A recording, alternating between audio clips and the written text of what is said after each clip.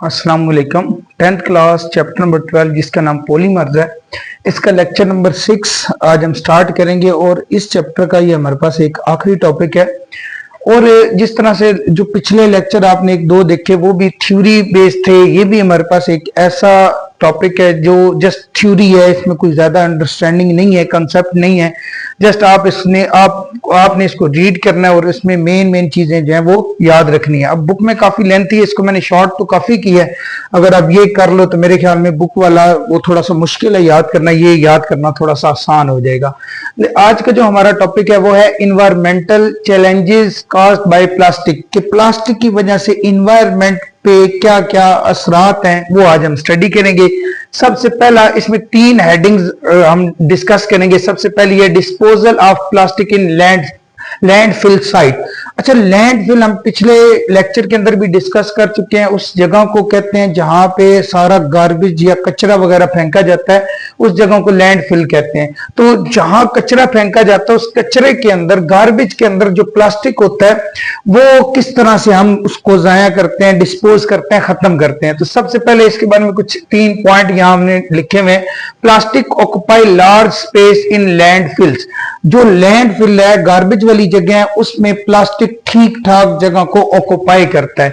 उसकी वजह यह है कि यहां ये जो लफ्ज लिखा हुआ है रेजिस्ट कंपैक्शन, ये क्या करता है, एक तो स्पेस जितनी, वैसे तो जिन चीजों के ऊपर आप प्रेशर अप्लाई करो डिफरेंट सब्सटेंसेस के ऊपर तो उनके दरमियान स्पेस कम हो जाती है, जिसकी वजह से वो जगह कम कवर करते हैं। लेकिन प्लास्टिक एक ऐसी चीज है जो इस जो दरमियान प्लास्टिक के दरमियान स्पेस होगी, जितना आप प्रेस करोगे वो फिर अपनी स्पेस वापस जनरेट कर लेगा। इसकी वजह से ये ज्यादा स्पेस ऑक्युपाई करेगा। तो इसलिए ये लिखा हुआ है। कंपैक्शन का मतलब ये कि ये ज्यादा स्पेस ऑक्युपाई करते हैं। जैसे मट्टी है, मट्टी को आप कंप्रेस करो तो उसमें जो खाली जगह होती है वो फिल हो जाती है और जगह वॉल्यूम कम हो जाता है।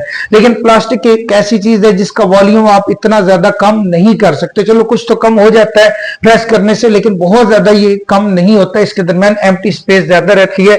तो इसलिए लिखा हुआ है रेजिस्ट कंपैक्शन, कि ये स्पेस अपने आप जो इनके दरमियान प्लास्टिक के अंदर स्पेस होती है, जैसे एक 3-4 बोतल हैं उनको हम कंप्रेस करें तो वो बोतल फिर वापस से उनमें एयर आ जाएगी, जिसकी वजह ये फिर एक्सपैंड हो जाएंगी, ज्यादा जगह कवर करेंगी। तो उस चीज को ये रेसिस्ट करता है, जगह ज्यादा कवर करने की कोशिश करता है। इसलिए लिखा हुआ है फास्टर फिलिंग, इस वजह से ये ज्यादा जगह कवर करता है। मोर लैंड नीडेड, अगर ये जगह ज्यादा कवर कर रहा है तो प्लास्टिक को डिस्पोज करने के लिए ज्यादा हमें जगह चाहिए होगी। इसका सबसे बड़ा ये नुकसान है कि गार्बेज वाली जगह, लैंडफिल वाली जगह ये ज्यादा कवर करेगा एज कंपेयर टू जो बाकी हमारे पास सब्सटेंसेस हैं। Leach dangerous chemical into the soil, और ये प्लास्टिक जो है क्योंकि खुद भी माइक्रो प्लास्टिक जो है वो कार्सिनोजेनिक होते हैं। जब आप इनकी कंबस्शन करते हो तो डिफरेंट ऐसे केमिकल या गैसेस ये रिलीज करता है जो इन्वायरमेंट पे साइड इफेक्ट जिनके होते हैं और उससे डिफरेंट डिजीजेस भी काज होती हैं। तो कह रहा है कि यहां दूसरे पॉइंट में ये लिखा हुआ है कि जो ग्राउंड वाटर होता है या सॉइल है उसके अंदर ये बहुत सारे डेंजरस केमिकल को एब्जॉर्ब कर लेती है, लीच आउट कर लेती है और उसके अंदर मिक्स हो जाते हैं, जिसकी वजह से बाद में बहुत सारे हेल्थ प्रॉब्लम्स होते हैं। ऐसा कंटेमिनेटेड वाटर, ये गंदा पानी पीने से जिसके अंदर माइक्रोप्लास्टिक वगैरह मौजूद है। तो ये बात लिखिए, leach dangerous chemicals into the soil, soil के अंदर डेंजरस केमिकल्स को एब्जॉर्ब करता है और ग्राउंड वाटर के अंदर भी। तीसरे नंबर पे सबसे बड़ा इसका साइड इफेक्ट, ये हमने पिछले लेक्चर के अंदर भी देखा था, ये डिकम्पोज बड़ा स्लोली होते हैं। डिकम्पोज का मतलब यह है ब्रेक डाउन होना। तो प्लास्टिक ब्रेक डाउन होने के लिए हमने पढ़ा था 100 से लेके 1000 ईयर्स रिक्वायर्ड होते हैं प्लास्टिक को डिकम्पोज होने के लिए। फिर जो प्लास्टिक है वो जब डिकम्पोज होता है तो उसी दौरान ये माइक्रो प्लास्टिक के अंदर चेंज हो जाता है। तो डिकम्पोजिशन ऑफ प्लास्टिक के दौरान प्लास्टिक माइक्रो प्लास्टिक के अंदर चेंज हो जाता है, जो फर्दर कहां सीप हो जाता है, मिक्स हो जाता है सॉइल के अंदर एंड वाटर के अंदर, और फिर ये लंबे अरसे तक जो पोल्यूशन काज करता रहता है। इसके ये मसाइल है प्लास्टिक के। तो स्लोली डिकम्पोज, जिसकी वजह से ये फर्दर माइक्रोप्लास्टिक के अंदर चेंज होता है, और माइक्रोप्लास्टिक कहां मिक्स हो जाता है, सॉइल के अंदर, मिट्टी के अंदर और वाटर के अंदर। और परसिस्टेंट का मतलब प्रोलॉन्ग्ड, लंबे अरसे तक ये एज अ प्लूटेंट के तौर पे काम करता है। तो इस अगर आप इन तीनों को देखो ना, तीनों पॉइंट्स को, तो इसमें जस्ट यही बात लिखी हुई है। एक तो ये लैंडफिल में जगह ज्यादा कवर करता है, दूसरी बात डेंजरस केमिकल्स को सॉइल के अंदर और वाटर के अंदर, ग्राउंड वाटर के अंदर मिक्स कर देता है। और तीसरे नंबर पे कि इसको डिकम्पोज होने के लिए बहुत लंबा अरसा चाहिए। तो ये इसके साइड इफेक्ट हैं। फिर दूसरा पॉइंट है एक्यूमुलेशन इन ओशंस, मतलब वाटर बॉडीज या ओशंस के अंदर भी बहुत सारे प्लास्टिक, और यहां लिखा हुआ जैसे अप्रोक्सीमेटली 8 मिलियन टन। अब 1 टन जो होता है वो ऑलमोस्ट 916-15 केजी के लगभग होता है। तो 8 मिलियन टन प्लास्टिक हर साल ओशन के अंदर डंप होता है, मतलब वहां जमा हो जाता है। किसके अंदर? ओशन के अंदर। और ये एक बहुत ज्यादा अमाउंट है, 8 million ton, approximately 8 million ton. अगर आप केजी में चेंज करना चाहते हो तो 8 मिलियन को मल्टीप्लाई करो 916 से या 17 से, ऑलमोस्ट इतने केजी की इक्वल होता है 1 टन। तो उससे मल्टीप्लाई कर लो तो आप अंदाजा लगा लो कितने केजी प्लास्टिक ओशंस के अंदर हम फेंक देते हैं, वहां डंप कर देते हैं। तो ये पहली बात तो ये लिखी है। अकोमुलेट इन ओशन रिंग्स, अच्छा जब ये ओशन में जाता है क्योंकि इनकी डेंसिटी कम होती है, ये वाटर के ऊपर फ्लोट करने लग जाता है और ये रिंग बना लेता है। जैसे कि एक एग्जांपल है पैसिफिक गार्बेज पैच। अब ये आप सर्च करोगे अगर नेट पे तो ये हमारे पास समुद्र के अंदर एक वाटर के ऊपर, पानी के ऊपर जो गार्बेज है, किस चीज का? प्लास्टिक का गार्बेज, अपना को प्लास्टिक को, जो वेस्ट प्लास्टिक है वो ऊपर फ्लोट कर रहा है और उसने एक बहुत बड़ी रिंग बनाई हुई है। और वहां अगर आप सर्च करोगे तो ऑलमोस्ट, मैंने तो सुना है तकरीबन 1.8 मिलियन टन के लगभग जो प्लास्टिक है वो ऊपर फ्लोट कर रहा है पानी के ऊपर, जिसको हम क्या कहते हैं? Pacific garbage patch. ये स्विट्जरलैंड और पता नहीं मेरे ख्याल में एक और कोई कंट्री है, उसके दरमियान ये समुद्र के अंदर जगह है जहां पे बहुत ज्यादा प्लास्टिक फ्लोट कर रहा है और उसने एक रिंग बनाई हुई है जिसको पैसिफिक गार्बेज पैच कहा जाता है। तो जब ये वाटर के अंदर हम डंप इसको करते हैं तो ये वाटर के ऊपर फ्लोट करने लग जाते हैं, इसकी डेंसिटी कम होने की वजह से वॉल्यूम ज्यादा ऑक्युपाई करता है। फिर लिखा हुआ है इंजेस्टेड और एंटेंगल्ड। इंजेस्टेड का मतलब जो मैराइन एनिमल्स है ना वो इसको खा भी जाते हैं, माइक्रोप्लास्टिक, इसको फूड समझ के। उन्हें लगता है कि ये कोई फूड है, उसको ये इनटेक कर लेते हैं। और वो आपको पता है कि जो प्लास्टिक है ये कार्सिनोजेनिक होता है। एक तो ये डाइजेस्ट नहीं होगा, अगर माइक्रोप्लास्टिक की फॉर्म में ये जो मैराइन ऑर्गेनिज्म है, पानी में रहने वाले जानवर है, उनकी बॉडी में जाएगा तो ये कार्सिनोजेनिक होता है और भी बहुत सारी डिजीजेस काज करता है। फिर एंटेंगल्ड, कई दफा आपने देखा होगा वीडियोस के अंदर कि जो प्लास्टिक की डोर वगैरह है या धागा वगैरह है या ये जो जाल होता है जिससे मछलियां वगैरह पकड़ी जाती हैं, वो कई दफा डिफरेंट मैराइन ऑर्गेनिज्म या एनिमल्स के साथ लिपटा होता है, जिसकी वजह से भी उनकी डेथ हो जाती है। तो यही बात लिखी हुई है कि मिस्टेकन फॉर फूड, के एनिमल्स इसको फूड समझ के क्या करते हैं? खा जाते हैं। फिर ब्लॉकेज, ये बॉडी के अंदर जाके डिफरेंट वेन्स वगैरह की ब्लॉकेज करता है, ये डिफरेंट हमारे ऑर्गन्स है उनकी ब्लॉकेज कर देता है, जिससे क्या हो जाती है? एनिमल्स की डेथ हो जाती है।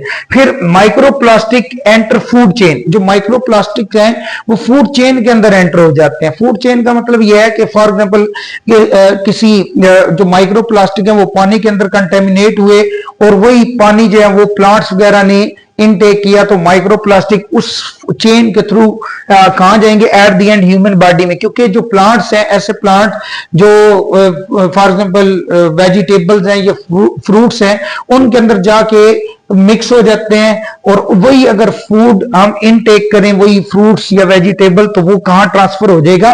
ह्यूमन बीइंग के अंदर। अब ह्यूमन बीइंग के अंदर जब माइक्रोप्लास्टिक जाएगा तो वो हाईली टॉक्सिक होता है और इतना टॉक्सिक होता है, हमने पढ़ा हुआ कि ये कार्सिनोजेनिक होते हैं, कैंसर काजिंग होते हैं। तो ये 2 पॉइंट इसमें आपने पढ़ा कि ओशन के अंदर प्लास्टिक किस तरह से कंटेमिनेट होता है और वाटर के अंदर, अगर ओशन का जो वाटर है उसके अंदर अगर प्लास्टिक कंटेमिनेट हो जाए या उसके अंदर हम डंप कर दें तो उसके क्या क्या साइड इफेक्ट हैं? एनिमल्स के ऊपर भी होते हैं और ह्यूमन बीइंग के ऊपर भी। और तीसरा है formation of toxic gases from burning. जब प्लास्टिक की हम बर्निंग करते हैं, जिसको इंसर्नेशन का नाम दिया जाता है, जब प्लास्टिक की बर्निंग करते हैं तो उससे बहुत सारे केमिकल जो कि हाईली टॉक्सिक होते हैं वो रिलीज होते हैं और वो इतने टॉक्सिक होते हैं वो कार्सिनोजेनिक गैसेस होती हैं, मतलब जो कैंसर कॉजिंग होती हैं। तो जब आप प्लास्टिक की बर्निंग करते हो ताकि उनका वॉल्यूम कम हो जाए, वॉल्यूम तो कम हो जाता है लेकिन उससे different harmful gases, toxic gases release होती हैं जो कि इतनी टॉक्सिक होती हैं जिससे कैंसर काज हो जाता है। एंड पार्टिकुलेट्स, पार्टिकल्स भी कुछ रिलीज होते हैं जिनकी वजह से हेल्थ हेल्थ प्रॉब्लम काज होते हैं। ठीक है, मतलब हेल्थ के बहुत सारे इश्यूज प्लास्टिक को बर्न करने से जो गैसेस रिलीज होते हैं उनकी वजह से होता है। फिर प्रोड्यूस ग्रीन हाउस गैसेस, ये भी हमने पढ़ा था कि जब प्लास्टिक की हम बर्निंग करते हैं तो उसके रिजल्ट में कार्बन डाइऑक्साइड और मीथेन गैस रिलीज हो सकती है। इसके अलावा और भी बहुत सारी गैसेज हैं जो कि ग्लोबल वार्मिंग काज करते हैं। इनको ग्रीन हाउस गैसेज कहा जाता है, ये ग्लोबल वार्मिंग काज करते हैं। ग्लोबल वार्मिंग आप पहले ही पढ़ चुके हो कि एनवायरनमेंट का टेम्परेचर दिन ब दिन बढ़ रहा है, तो इसको हम क्या कहते हैं, ग्लोबल वार्मिंग। तो कार्बन डाइऑक्साइड और मीथेन गैस जो कि प्लास्टिक की बर्निंग करने से रिलीज होते हैं, ये एनवायरनमेंट को और ज्यादा हीट अप करते जा रहे हैं, ग्लोबल वार्मिंग काज करते जा रहे हैं। ठीक है, तो ये लिखा हुआ है एग्रीवेट्स क्लाइमेट चेंज, जो क्लाइमेट चेंज में एक बहुत इंपॉर्टेंट रोल प्ले कर रहा है, इस क्लाइमेट चेंज को बढ़ा रहा है, एग्रीवेट कर रहा है। ठीक है, उसके बाद और भी बहुत सारे पोल्यूटेंट जो प्लास्टिक है उसकी बर्निंग से रिलीज होते हैं, जिससे रेस्पिरेटरी प्रॉब्लम्स होते हैं और कार्डियोवैस्कुलर डिजीजेस, जो हार्ट है उसके लिए कार्डियो का वर्ड यूज किया जाता है। कार्डियोवैस्कुलर डिजीजेस जो हार्ट से रिलेटेड डिजीजेस हैं वो भी काज होती हैं, और सांस लेने वाले जितनी सांस से रिलेटेड जितनी भी प्रॉब्लम्स हैं वो भी डिफरेंट पोल्यूटेंट जब आप प्लास्टिक को बर्न करते हो उससे रिलीज होते हैं, उसकी वजह से ये डिफरेंट डिजीजेस काज होते हैं। फिर जब आप बर्निंग कर लेते हो तो उसके बाद जो सॉलिड चीज बच जाता है उसको हम रेजिड्यूल ऐश कहते हैं, राख। तो जो रेजिड्यू होता है, जो चीज बच जाती है बर्निंग से, उसके अंदर भी टॉक्सिक सब्सटेंसेस होते हैं जो फर्दर कहां मिक्स हो जाते हैं, सॉइल और वाटर के अंदर, जमीन के अंदर और वाटर के अंदर। अब जाहिर सी बात है सॉइल में जाएंगे तो वो माइक्रोप्लास्टिक जो है वो हमारे फूड चेन का हिस्सा बनेंगे और उससे डिफरेंट डिजीजेस काज होंगी।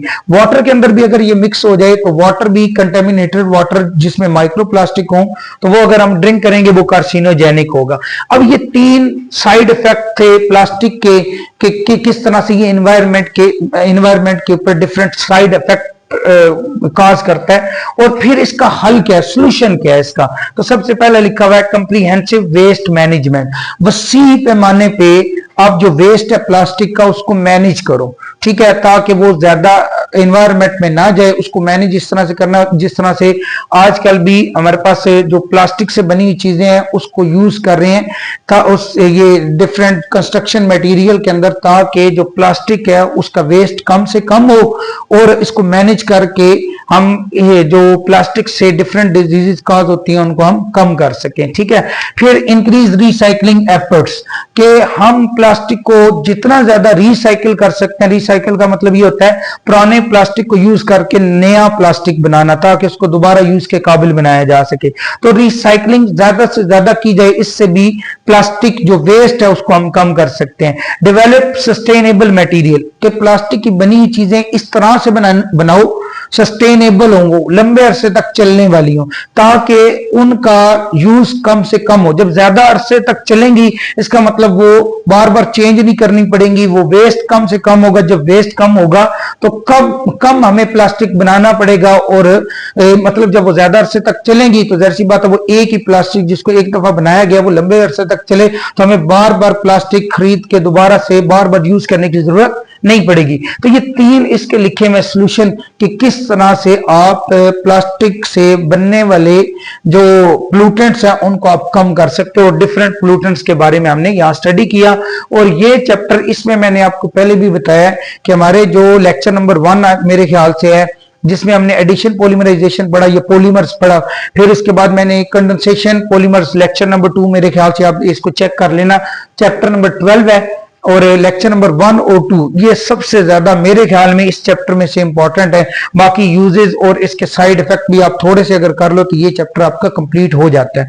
तो मेन आपके पास 2 ही टॉपिक्स हैं जो यहाँ इस चैप्टर के अंदर आपने ज्यादा अच्छे तरीके से याद करने हैं।